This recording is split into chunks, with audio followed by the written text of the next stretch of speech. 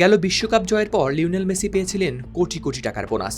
চাইলে সেই অর্থ দিয়ে কাটতে পারতেন আরও বিলাসবহুল জীবন, কিন্তু আর্জেন্টাইন অধিনায়ক বেছে নিয়েছিলেন ভিন্ন এক পথ। বিশ্বকাপ জয়ের পেছনে থাকা এমন কিছু মানুষকে তিনি মনে রেখেছিলেন যাদের নাম কখনো আসেনি সংবাদের শিরোনামে। আর সেই সিদ্ধান্তের গল্প শুনলে হয়তো মেসির প্রতি শ্রদ্ধা আরও বেড়ে যাবে। 2022 বিশ্বকাপ জয়ের স্মৃতি এখনও তাজা। কাতারে ফ্রান্সকে হারিয়ে তৃতীয়বারের মতো বিশ্ব চ্যাম্পিয়ন হয়েছিল আর্জেন্টিনা। তবে সেই ঐতিহাসিক সাফল্যের পর লিওনেল মেসি যা করেছিলেন তার অনেকটাই এতদিন অজানাই ছিল মানুষের।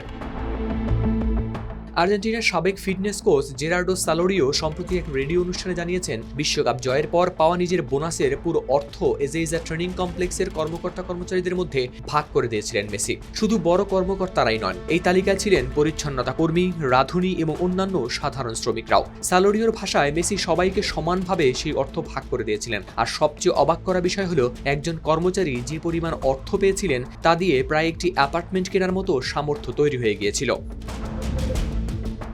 লাইফবয় কিনে কল দাও টোল ফ্রি নম্বরে, আর এক নিঃশ্বাসে গোল বলে জিতে নাও ফিফা বিশ্বকাপ 2026-এর এক্সক্লুসিভ পুরস্কার। বিভিন্ন সূত্র অনুযায়ী বুয়েন্স আইরেস প্রদেশে একটি মাঝারি মানের ফ্ল্যাটের গড় মূল্য প্রায় $1,29,000, অর্থাৎ মেসির উপহার কোনো ছোটখাটো পুরস্কার ছিল না। সালোরিও আরও জানিয়েছেন, জাতীয় দলের খেলোয়াড়দের পক্ষ থেকে এজেইজা ট্রেনিং সেন্টারের কর্মীদের পুরস্কৃত করার ঘটনা নতুন নয়। তবে মেসি আরও অনেক মানবিক কাজ করেছেন, যেগুলোর খবর সাধারণ মানুষ জানেই না। কাতার বিশ্বকাপ জয়ের পর ফিফার কাছ থেকে প্রায় $4,87,00,000 পুরস্কার পেয়েছিল আর্জেন্টিনা। এছাড়া কনমেবল থেকেও আসে আরও $1,16,00,000 বেশি অর্থ।